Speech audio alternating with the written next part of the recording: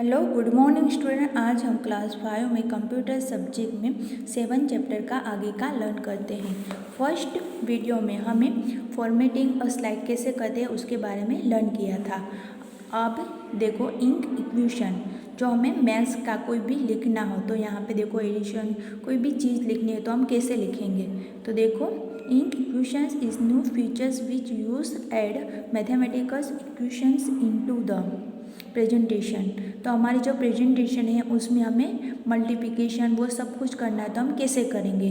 The equations can be write directly on the screen in the PowerPoint converted them to the text. कोई भी text में power point कैसे करते हैं तो उसमें हम अलग अलग स्लाइड में वो सिम्बल्स हम ला सकते हैं। तो देखो follow this steps to use ink equations. तो नीचे दिए गए स्टेप को हमें फॉलो करना है। Click on the insert tab. तो हमें क्या करना है, इंसर्ट टैब में क्लिक करना है। Select the equations from the symbols groups. Click on drop down arrows of the equations buttons. Select the ink equation option from the list. The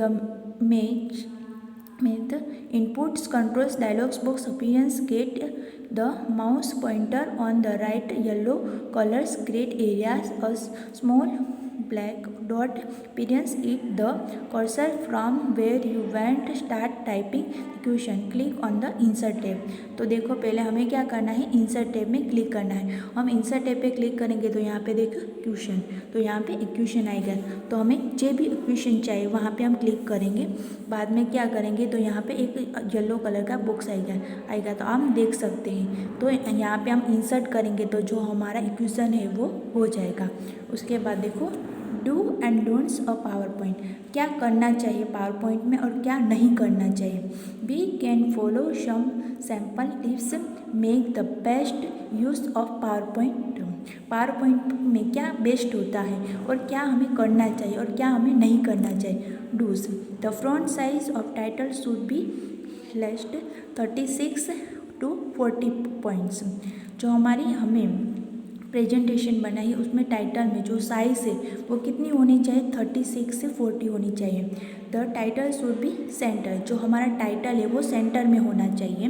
a good thumbs rules to the cut down paragraphs to sentence to phrases and the phrases the key words.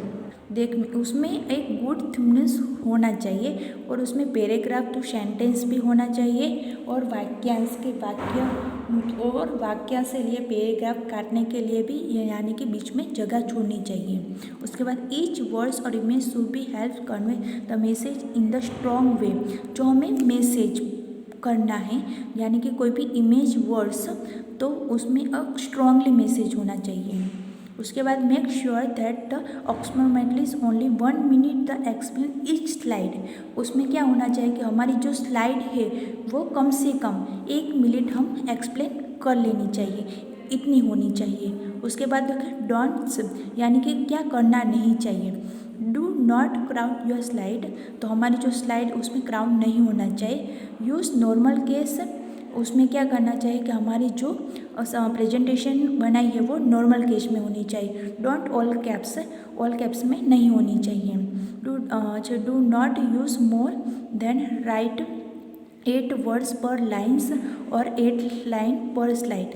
जो line है उसमें पर words 8 होनी चाहिए और जो 8 line में slide होनी चाहिए। उसके बाद देखो पीछे का page. Do not let sound animation and other effect becomes distractions using them only to focus on the main point। जो हमारा साउंड है वो लेट नहीं होना चाहिए यानी कि जो स्लाइड है उसी तरह से वो बजना चाहिए यानी कि sound animation and other effect जो भी स्लाइड आती है वहाँ पे होना चाहिए बीच, यानी कि लेट नहीं होना चाहिए। और हमें क्या करना है, मेन पॉइंट पे फोकस ज़्यादा करना चाहिए। Do not include unnecessary information, जो इन्फॉर्मेशन जो माहिती हमें जो इन्फॉर्मेशन अननेसेसरी है वो उसमें इंक्लूड नहीं करनी चाहिए।